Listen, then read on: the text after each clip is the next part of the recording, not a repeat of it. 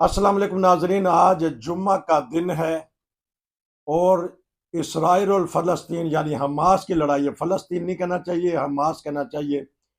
उनकी आपस में लड़ाई है, पिछले हफ्ते से शुरू है। हमास ने पहले हमला किया और बहुत सारे इसराइली वहाँ हलाक कर दिए और कुछ अगवा करके ले गए। और हर तरफ से उन्होंने हमला किया, बहरी भी किया, बर्री भी किया, फ़ज़ाई भी किया। तीनों हमले किए एक छोटे से ग्रुप ने। तो ये किस तरह हो गया? तो बहुत सारे तज्ज़िया तबसरा नगार कर रहे हैं, कह रहे हैं कि ये 9/11 है इसराइल के लिए। जो अब देखते हैं कि जंग किस करवट बैठेगी, क्योंकि घुमसान की जंग हो रही है, बमबारी हो रही है। अभी अभी खबरें आई हैं कि इसराइल ने अल्टीमेटम दे दिया है कि गजा को खाली कर दिया जाए। लाखों लोगों को कहा है कि खाली करें, वरना वहां वो फिर शदीद किस्म की बमबारी करेंगे, जिससे मजीद हलाकतें होंगी। लेकिन ये मामला हो किस तरह गया? मेरे साथ हैं इस्तेहकाम पाकिस्तान एक पार्टी है, उसके तर्जमान है और आर्म फोर्स में अपनी खदमात अंजाम दी हैं मुल्क के लिए, और कोशिश करते हैं कि जहाँ भी ऐसी काम हो रहे हों उनकी अच्छी निगाह होती है। जी अस्सलाम वालेकुम। वालेकुम सलाम जनाब, क्या हाल है? शुक्र अल्हम्दुलिल्लाह। जुमे वाला दिन है, जब खबरें पता लगती हैं तो दिल दुखता है। जब बच्चों की बिलकने की आवाज़, औरतों की, खवातीन की, बीच में इसराइली खवातीन भी हैं, इसराइली मर्द और बच्चे भी हैं, और मजलूम फ़लस्तीनी हैं जो अरसा 50 साल से पता नहीं किस मुसीबत में पड़े हुए हैं। हकूम बड़ी बड़ी ताकतें ये इस आजमाइश से उनको निकाल नहीं रही। तो सबसे पहले तो ये बताइएगा कि जो पिछले हफ्ते एकदम ऐसा सरप्राइज दिया हमास ने, क्योंकि आप आर्म्ड फोर्स में रहे हैं, आर्मी में रहे हैं, तो ये किस तरह मुमकिन हुआ कि एक ग्रुप उठे और जाके धावा बोल दे? थोड़ा सा ये टेक्निकल तौर पे बताइएगा। अ, बात ये है जनाब के जो वॉर होती है ना, ये कोई किसी भी मसले का हल नहीं होती। ठीक।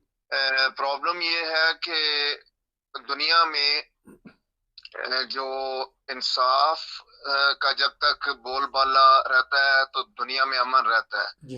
इस वक्त दुनिया का जो अमन है वो बहुत खतरनाक सूरत हाल अख्तियार करता जा रहा है, हम्म।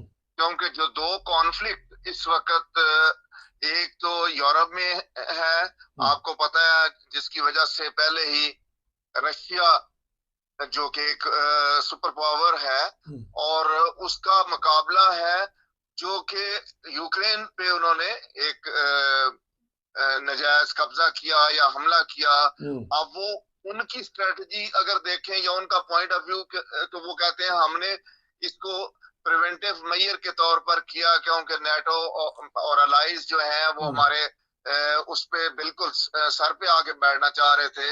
और जो उनके वादा थे कि हम आपकी अगर आप हिस्ट्री से वाकिफ हैं तो जो क्यूबा क्राइसिस से उस हम्म। वक्त यही समझ लें कि सिचुएशन है, और दुनिया ऑलरेडी बिल्कुल आलमी जंग के दहाने पे है, जी। क्योंकि ये किसी वक्त भी बहुत खतरनाक हो सकता है। और आपको इल्म में है कि ये इस हवाले से जो सेनर एलिमेंट्स हैं और जो खुदा के बंदे हैं, जी। वो इस हवाले से दुनिया को आगाह करते रहे हैं, जी। बहुत आलमी लीडरों को भी जी। और अवाम नास को भी, कि ठीक। हमें इंसानियत को जुल्म से बाज आ जाना चाहिए, ज्यादती से बाज आ जाना चाहिए, ठीक। और हक और सच का साथ देना चाहिए। जी। प्रॉब्लम सॉरी ये है कि ये लंबी बात हो गई है, लेकिन चूंकि इस कॉन्फ्लिक्ट से ये दुनिया का एक फ्लैश पॉइंट है,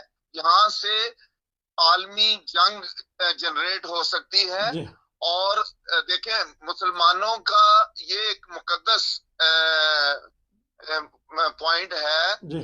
यरूशलेम में, और इसको किबला अव्वल कहते हैं। जी। लेकिन ये तमाम मजाहिब का, जिसमें जो मेजर रिलीजन है, क्रिश्चियनिटी है, जुडाइज्म है, उस सब के लिए ये सेक्रेड है। जी। तो इसके ऊपर क्लेम रहा है हिस्ट्री में लंबी, इसके ऊपर जी। वॉर्स होती रही हैं, जिनको डिफरेंट नाम दिए जाते हैं, जिस जिसका पर्सपेक्टिव है। मुसलमानों का अपना पर्सपेक्टिव है, जी। जी।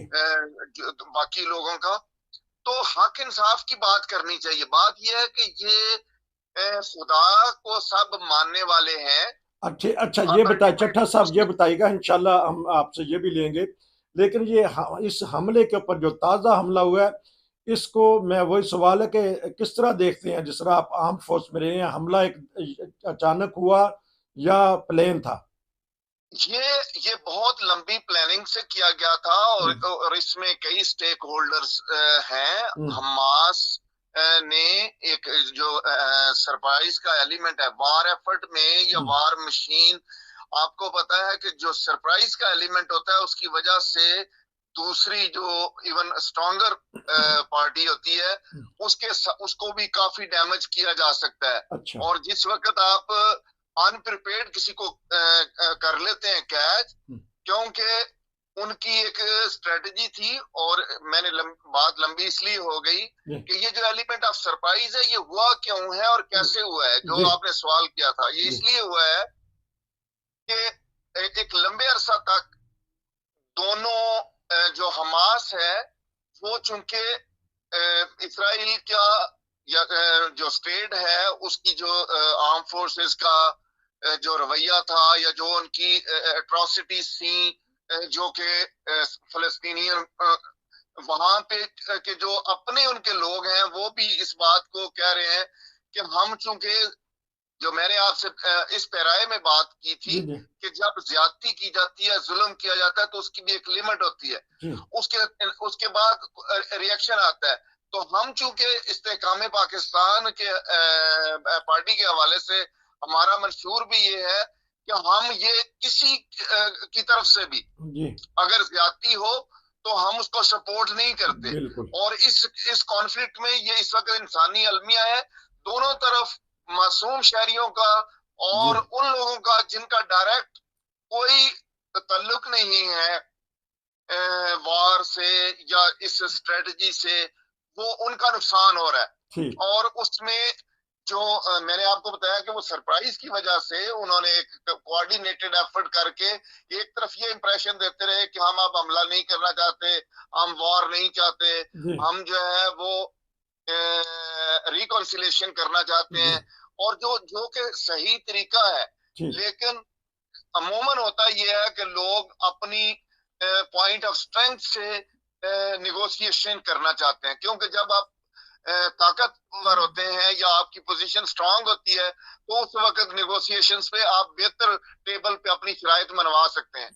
इस वक्त जो दुनिया की सिचुएशन थी वो ये है कि अरब वर्ल्ड का जो लीडर है सऊदी अरेबिया और उसके साथ कुछ वो सारे के सारे इसराइल से अपने ताल्लुकात को बहाली की तरफ जा रहे थे फुल टाइम, जिसकी वजह से ये एक बहुत बड़ा चेंज था। और उस चेंज को मेरा अपना ख्याल ये है कि कुछ एलिमेंट्स चाह रहे थे कि इसको अब ना होने दिया जाए, और उसके अंदर बहुत सारी हमेशा से जो लोग हैं वो साजिशी थ्योरियां लेके आ जाते हैं कि जी ये जानबूझ के किया गया है, उसकी गलती है। कुछ लोग कह रहे हैं कि वो दोनों ये जो हमास है ये आलाकार बन गई है क्योंकि ये अल्टीमेटली सारा गजा खाली करवाने का प्लान है और मेजर जो कब्जा करने का इरादा है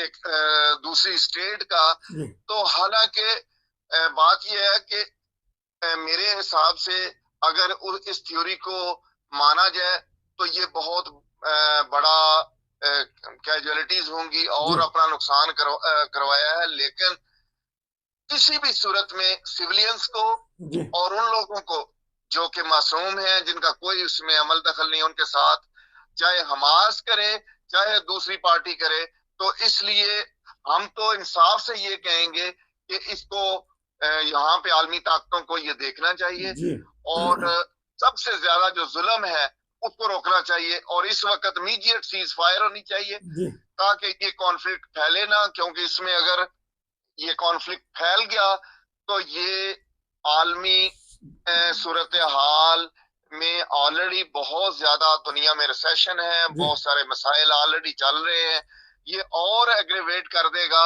और फिर इसलिए कहते हैं कि वार जो है वो स्टार्ट तो आप कर सकते हैं, हमेशा एज ए कमांडर हमें ये सिखाया जाता था कि कोई ऐसी जंग ना आप इनिशिएट करें जो आप जीत ना सकते हो। जी और इस लिहाज से अगर आप देखें तो ये बुनियादी गलती थी इनकी कि इन्होंने एक ऐसी वार शुरू कर दी है जी जो कि अपेरेंटली आपको टैक्टिकल सक्सेस तो हो सकती है, आपने थोड़ा सा गेन्स कर लिए तो उसको आप खुश ना हो, क्योंकि सारा वेस्ट और ऑब्वियसली अमेरिका वो उनका लाए है, वो जी कभी भी ऐसी सिचुएशन नहीं होने देंगे कि जिसमें आप विन विन कर जाए। अगर ऐसी जी सिचुएशन होती तो हमेशा से जो हमारे आलमी दुनिया है वो अगर इंसाफ के साथ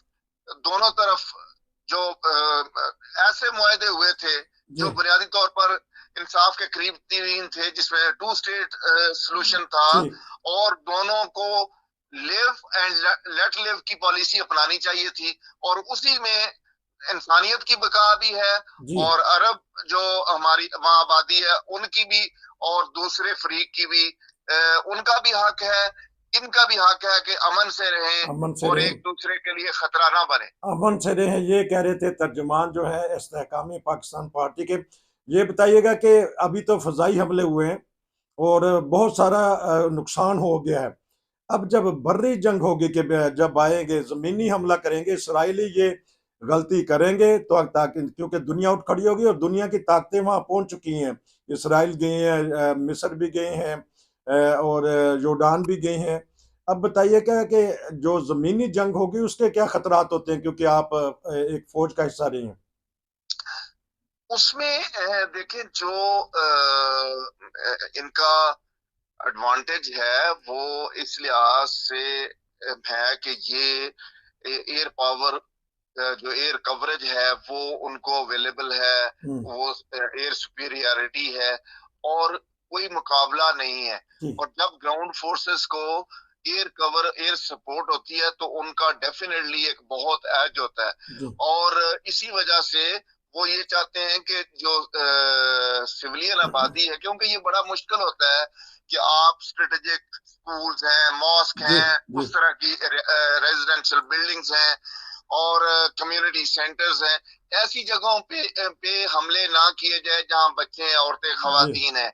लेकिन वो दोनों एंड पे फिर ये होता है कि वो ह्यूमन शील्ड्स को इस्तेमाल करते हैं। जी अब वो जो मगवी हैं उनकी सेफ्टी के लिए वो ये कहते हैं कि हमने फुली हमास को एलिमिनेट करना है। जी अब प्रॉब्लम ये है कि अगर एलिमिनेट करना है तो दूसरी तरफ से भी उसका रिएक्शन आएगा, जी जी और उसमें हमेशा ये होता है कि जब भी वार होती है तो उसमें कैजुअलिटीज तो होती हैं दोनों एंड पे, जी लेकिन वो मिलिट्री कैजुअलिटीज होनी चाहिए, वो सिविलियन कैजुअलिटीज नहीं होनी चाहिए।